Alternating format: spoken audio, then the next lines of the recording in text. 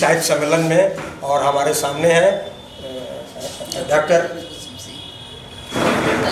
कल्याणी कुसुम सिंह जी, जो हिंदी साहित्य सम्मेलन के उपाध्यक्ष भी हैं। हम इनसे जानना चाहेंगे कि कोरोना काल में महिलाओं की समस्याएं कितनी रही और इसका निदान कैसे आप लोग सुलझाए। कोरोना काल में हम लोगों को थोड़ी मुश्किल तो हुई, सामान लेना देना करना, बहुत तरह की प्रॉब्लम तो थी, लेकिन फिर भी एक ये भी खुशी थी कि परिवार वाले साथ थे और उस समय हम लोगों का आपस में एक म्यूचुअल जो संबंध रहा सबका, जो कभी नहीं मिलता था हम लोगों को। बाल बच्चे परिवार के साथ सब एक जगह रहें, ये सुविधा जल्दी नहीं होती। ये तो बहुत अच्छा लगा। हाँ, तो वो पारिवारिक माहौल अच्छा एंजॉय किए उसको, एंजॉय किए उसको और सब कोई मिलजुल कर खाए पिए रहे किए सब। और साथ साथ है कि आप लोग का जो मीडिया का है, सरकार की तरफ से जो है वो इतनी बातें बताई जाती थी, छोटे छोटे बच्चे सब उसका नकल कर करके हर बात में हम लोग को टोकते थे, दादी ऐसा नहीं करना है, आपका ऐसा है ना। तो बच्चों को भी और घर वालों को भी सबको जो है मीडिया के कारण एक एक चीज़ पता रहा। और बहुएं हैं हमारी, परिवार है हमारा, तो नेचुरल है कि क्या क्या किया जाना चाहिए और क्या नहीं किया जाना चाहिए, ये सारा ज्ञान जो है कोरोना से पहले तो हम लोग कभी जानते नहीं थे। तो जानने के बाद जो सुविधाएं हम लोग को मिली सरकार से भी, संस्थाओं से भी, चाहे लोगों को भी मिली, तो वो बहुत अच्छा रहा।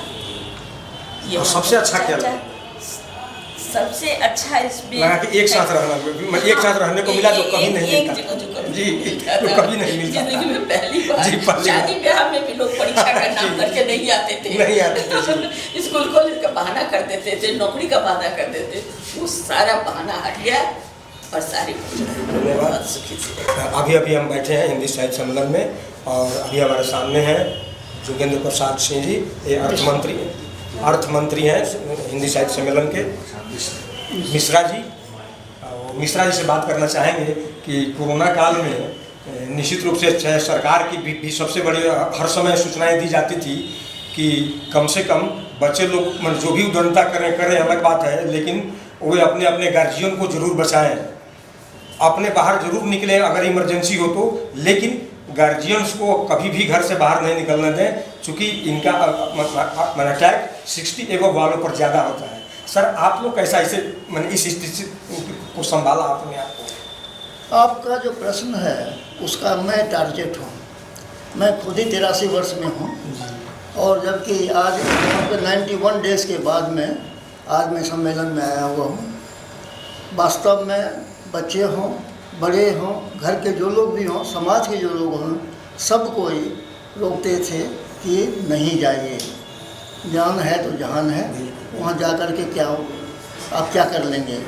दूसरी बात ये कि आपका जीवन तो अपना अकेला है, लेकिन आपके साथ जो जुड़ा हुआ जीवन है उसकी भी तो चिंता आपको करनी चाहिए कि अब इसलिए आप जो लोगों ने राह दिखाई है उस राह पर ही चलिए, अपनी राह मत बनाइए।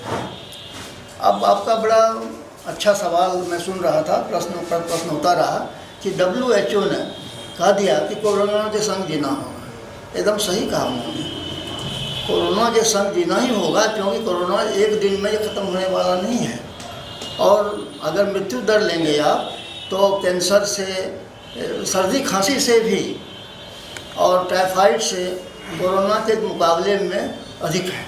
और एक बड़ी विलक्षण बात जो बिहार के बारे में है कि यहाँ के जीन में ऐसी ताकत है कि जो कोरोना से लड़ सकता है, और इसीलिए बिहार में जो मृत्यु दर है 0.65% है, जबकि दिल्ली में 3% है, USA में 6% है। तो ये सब बड़ी बातें जो हैं। अब मेरा लड़का रहता है बॉम्बे में, मुंबई में, उसके 2 बड़े अफसरों को कोरोना पॉजिटिव निकल गया। वो भी खुद चल रहा था उसी गाड़ी में जिसमें वो लोग जाते थे।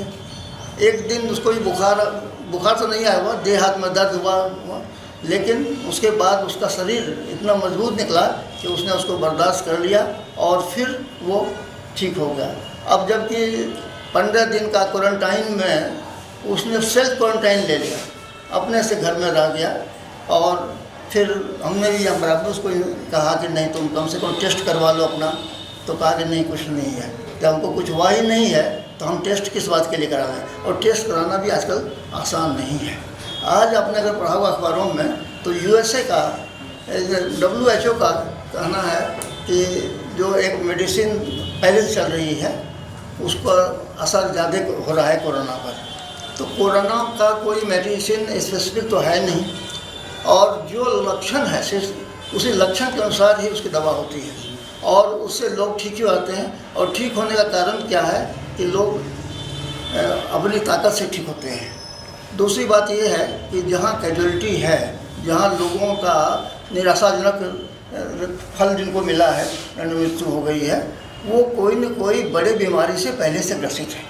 हाँ, ये आप देखेंगे। इसीलिए कोरोना तो बिल्कुल बदनाम है, कोई बात नहीं है। कोरोना बस आपने कविता भी लिखी, सब कहते हैं। अच्छा, कोरोना का जो एक ब्राइट एस्पेक्ट है, मैं अपने बारे में कह रहा हूँ कि ये है कि मुझे कोरोना ने इतना मौका दिया कि मैं एक किताब की रचना कर सका। आज ही मैं अभी दिल्ली से टेलीफोन आया था, तो किताब मैंने उनको दिया है प्रिंट करने के लिए, बड़ी भी, और हमारा भी हो, हमारे अध्यक्ष का भी हो।